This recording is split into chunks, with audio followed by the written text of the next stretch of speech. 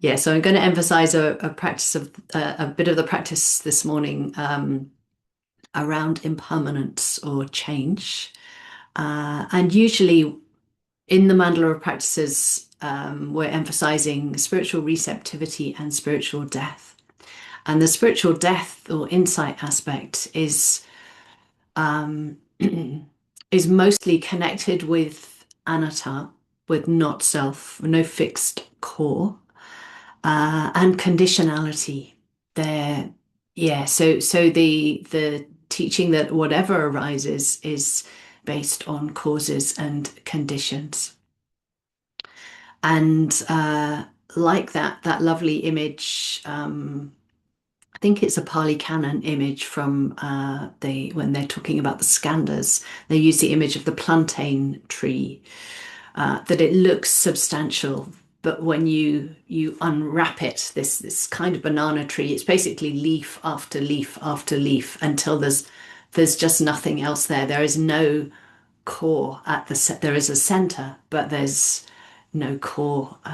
It's used as an image of insubstantiality. So that the substantial look of the plantain tree is just an illusion. And so it compares that to us, to how we are.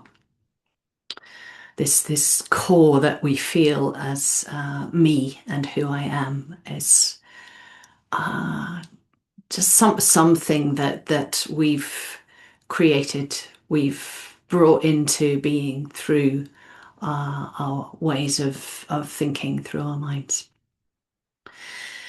Yeah, so another aspect which is brought out through the Satipatthana Sutta as well is that of impermanence or change. And I think it's really important that we get that we don't need to go around just looking at things or looking at ourselves and saying, oh, everything is impermanent. It's all impermanent.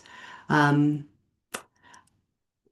we know that on a certain level. We do know that, and what we want to do is get beyond that level by looking at our actual experience. In a way, taking a bit of an open mind to it. Well, is everything impermanent? You know, what is happening? Have that open question. What is happening? And see for ourselves. And the tools that we have are the tools that we always work with in this practice, the tools of awareness and right view. So we look with awareness, we look afresh. We're receptive to what we see rather than having fixed ideas or habits around how we see or what we think that we're seeing. So we've got this sort of light, open, attentive approach to looking afresh at what we're seeing or what we're experiencing. And with right view, we've just got that very sort of light, I was going to say corrective. That's not, it's kind of a corrective to that perspective on how we see things. So we have it's yeah, it is like a very sort of maybe a slight optical correction. So rather than seeing things as things or more personally, we take this kind of impersonal perspective. These are objects arising in experience, being known in experience. And we're looking rather than things more as process, or rather than content, you know, the content of our stories, the contents of our minds being um,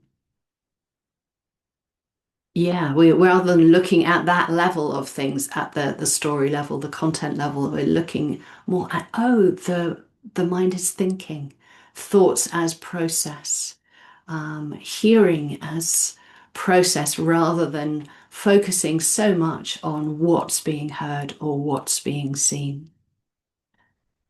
So that sort of slight optical corrective helps us have a broader view. It takes us back a bit, so it's a more we're seeing a panorama rather than focusing on uh, yeah each thing as it were. And so there can be the experience of flow. So that's what awareness and right view um, can bring us through using them in the practice.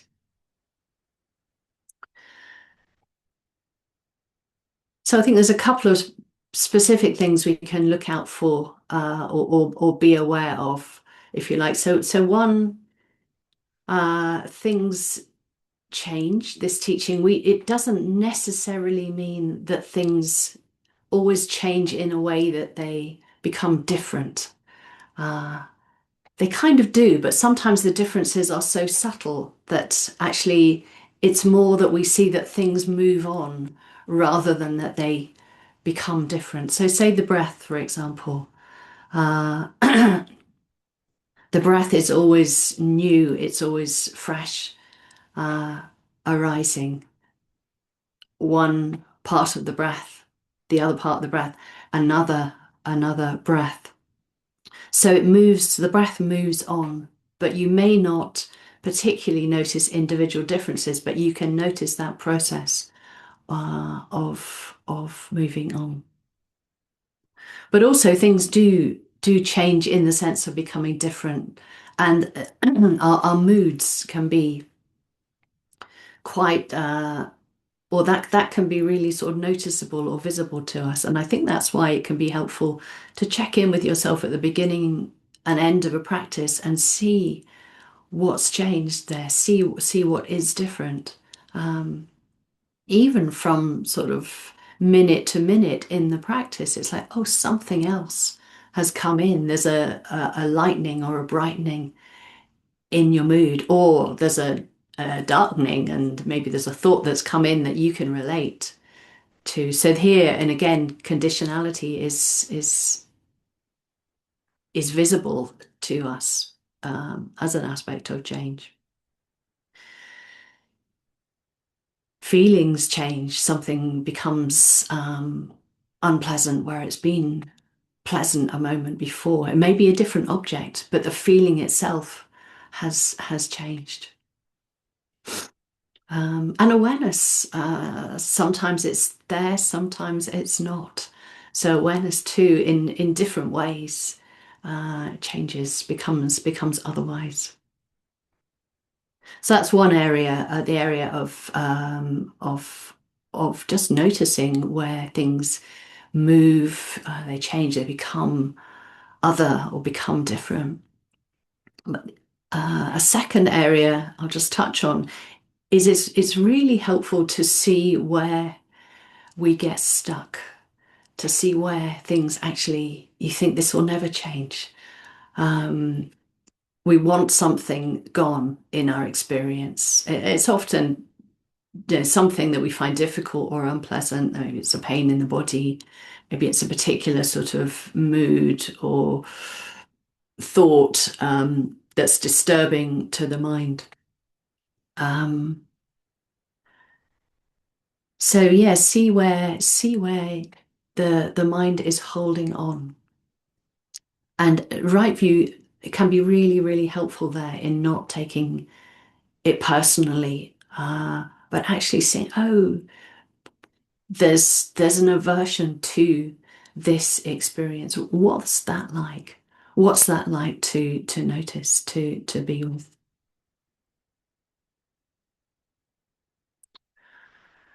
The side of that, of course, is when we are shocked when something changes because we think it's going to last forever.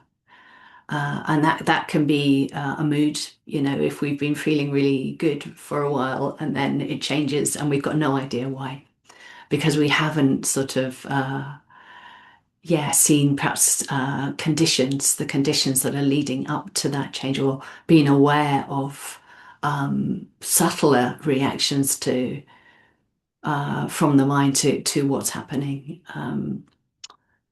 Yeah. So yeah, these are just a couple of ways where we can see where we hold on, where we get stuck, and where things change. And both are helpful in terms of turning an experience of impermanence. Maybe it's a minor experience, intellectual knowing, into a deeper understanding of of change, of transition, of movement. Um, I remember going to see Bante actually after a retreat, and I was talking a lot in this area. And he just emphasized really strongly. I think actually it was to do with dukkha, but I think it stands for impermanence. He was saying the experience of dukkha is not the same as the understanding. And it's quite an obvious point really, but it stayed with me. It stayed with me because I can rail against the experience of dukkha or the experience of pain, but actually with the understanding, there isn't that sort of railing against. There's a much deeper sort of knowing, well, this is what is happening. This is how things are. Okay, so let's leave it there. And if you'd like to set up a meditation.